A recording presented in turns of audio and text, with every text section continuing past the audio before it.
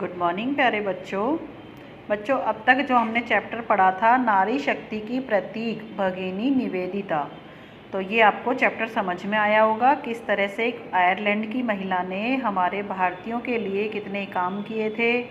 और जैसे जो महामारी फैली थी उसमें भी उन्होंने पीड़ितों की सहायता की थी, साफ़ सफाई का कार्य किया था, चिकित्सा का कार्य किया था और भारतीय महिलाओं को पढ़ाने के लिए, आगे बढ़ाने के लिए उन्होंने बहुत से कार्य किए थे। छोटी लड़कियों को चित्रकारी और मिट्टी का काम भी सिखाया था। तो इस तरह से आगे देखिए, अब हम इसके शब्दार्थ करेंगे। विदेशी, दूसरे देश का। आह्वान, पुकार या बुलावा। मातृभूमि, जन्मभूमि। पद्धति, तरीका। प्रवचन, उपदेश देना। तर्क वितर्क, वाद विवाद। बर्बरता, क्रूरता। संपादकीय, संपादक का लिखा या अग्रलेख। भगिनी, बहिन। उच्चारण के लिए देखिए बच्चों, निवेदिता आपको ये बोलकर देखने हैं, जैसे मैं बोल रही हूँ वैसे ही आप भी बोलेंगे इनको। निवेदिता, विवेकानंद, शिक्षित, आयरलैंड, स्वतंत्रता, Margaret Elizabeth, Nobel, Samuel, Richmond, समर्थन, स्त्रियां, आह्वान, पद्धति। ये आपको उच्चारण के लिए दिए जाते हैं, हर चैप्टर के पीछे ये होते हैं। तो आप सभी को बोलकर देखेंगे और जो कठिन शब्द आपको लगे वो आप जो अपने ये हैं शब्दार्थ उनके साथ आप इनको लिख लेंगे। ओके बच्चों, अब देखिए जो अपने मौखिक क्वेश्चन है वो सोचे और बताएं। मार्गरेट का पूरा नाम क्या था? तो आपको क्या लिखना है इनका पूरा नाम? उनका पूरा नाम मार्गरेट एलिजाबेथ नोबेल था। ठीक है, क्या नाम था उनका? Margaret Elizabeth Nobel. Second question देखिए, मार्गरेट को नया नाम निवेदिता किसने दिया था? जैसा कि अभी हमने वो पहले चैप्टर में पढ़ा था कि स्वामी जी ने इन्हें नया नाम दिया था, ये निवेदिता, कि मार्गरेट को नया नाम निवेदिता दिया किसने? स्वामी जी ने। तो ये आपको यहाँ लिखना है सेकंड क्वेश्चन में। नेक्स्ट क्वेश्चन देखिए, भगिनी निवेदिता किस देश से भारत आई थी? तो आपको इसका आंसर क्या लिखना है कि भगिनी निवेदिता कहाँ से आई थी? आयरलैंड में उनका जन्म हुआ था, लेकिन वो शिक्षा कहाँ से प्राप्त कर रही थी? ये देखिए, मित्रों का आग्रह पर वो लंदन आए थे, इंग्लैंड आए थे और इंग्लैंड में ही भगिनी निवेदिता की प्रथम भेंट हुई थी। तो वो इंग्लैंड से भारत आई थी। ठीक है बच्चों, अगर उनका जन्म पूछा जाता है कि कहाँ हुआ था तो आयरलैंड लिखेंगे। अगर ये पूछा जाता है किस देश से वो भारत आई थी तो वो हम लिखेंगे इंग्लैंड से। ठीक है, रिक्त स्थानों की पूर्ति करें। अब ये हमारे जो शब्द दे रखे हैं इनसे हम रिक्त स्थान फिल करेंगे। मातृभूमि, आयरलैंड, शिक्षण और देहांत। फर्स्ट क्वेश्चन देखिए बच्चों, भगिनी निवेदिता का जन्म डैश में हुआ, परंतु उन्होंने भारत भूमि में अपनी डैश के दर्शन किए। तो यहाँ क्या आएगा? भगिनी निवेदिता का जन्म आयरलैंड में हुआ, उन्होंने भारत भूमि में अपनी मातृभूमि के दर्शन किए। जैसा कि हमने पीछे चैप्टर में पढ़ा था, आपको समझ में आ गया होगा। बचपन में ही इनके माता पिता का क्या हो गया था? देहांत हो गया था। मार्गरेट को डैश का कार्य अच्छा लगता था। किसका अच्छा लगता था? शिक्षण का, यानी कि पढ़ाने का। पढ़ने और पढ़ाने दोनों ही कार्य उनको अच्छे लगते थे। अब देखिए, क्रमाक्षर छांटकर, यानी कि ऑब्जेक्टिव टाइप जो हमारे क्वेश्चन है, 4 ऑप्शन होंगे, उनमें से एक सही होगा। 17 वर्ष की उम्र में भगिनी निवेदिता ने कार्य प्रारंभ कर दिया था। किस चीज़ का? समाज सेवा का, पढ़ाई करना, पढ़ाने का काम या आंदोलन करना। तो यहाँ आंसर आ जाएगा, पढ़ाने का काम शुरू कर दिया था 17 वर्ष की उम्र में। स्वामी विवेकानंद ने ख्याति अर्जित की थी। तो अभी हमने चैप्टर में पढ़ा था, भारतीय सम्मेलन में, विदेशी सम्मेलन में, शिकागो के विश्व धर्म सम्मेलन में या राष्ट्रीय सम्मेलन में। तो हमारा आंसर होगा शिकागो के विश्व धर्म सम्मेलन में, जब वो इंग्लैंड गए थे। भगिनी निवेदिता के माता पिता का क्या नाम था? तो आपको आंसर इसमें ही मिल जाएगा कि भगिनी निवेदिता के पिता का नाम क्या था? Samuel Richmond Nobel. क्या नाम था? Samuel Richmond Nobel.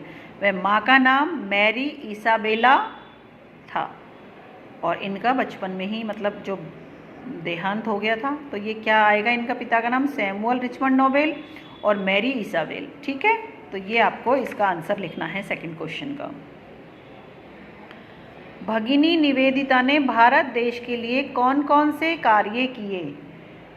एक तो देखो महिलाओं को पढ़ाना, स्वामी जी के जो विचार थे उनका प्रचार प्रसार करना। देखिए मैं आपको लिखे हुए दिखा देती हूँ कि भगिनी निवेदिता ने भारत में महिलाओं को पढ़ाने, स्वामी विवेकानंद के विचारों का प्रचार प्रसार करने, रोगियों की चिकित्सा सेवा करने, पत्र पत्रिकाओं में लिखने का काम किया। इस तरह से भगिनी निवेदिता ने भारतीयों के लिए बहुत सारे कार्य किए। नेक्स्ट क्वेश्चन देखिए, भगिनी निवेदिता को भारतीय महिलाओं की कौन कौन सी विशेषताओं ने सर्वाधिक प्रभावित किया? भगिनी निवेदिता को भारतीय महिलाओं की लज्जा, विनम्रता, स्वाभिमानी, सेवा भाव तथा ममता जैसी विशेषताओं ने प्रभावित किया। ये सारी चीज़ें हमने जब चैप्टर में पढ़ी थी उसमें देखा था ना कि लज्जा, विनम्रता, स्वाभिमानी, सेवा भाव तथा ममत्व, है ना। नेक्स्ट क्वेश्चन देखिए, जीवन की किस घटना ने भगिनी निवेदिता के जीवन को बदल दिया था? तो आंसर क्या जाएगा इसमें? इंग्लैंड में स्वामी विवेकानंद से मिलने तथा उनके प्रवचन सुनने के बाद निवेदिता का जीवन बदल गया था। स्वामी विवेकानंद ने जब इंग्लैंड में अपने प्रवचन सुनाए थे तो उनको सुनकर निवेदिता का जीवन बदल गया और उन्होंने भारत आने की ठान ली कि भारत को वो पूरी तरह से अपनी मातृभूमि समझने लगी। भगिनी निवेदिता वेद की कौन सी ऋचाओं का स्मरण करती थी?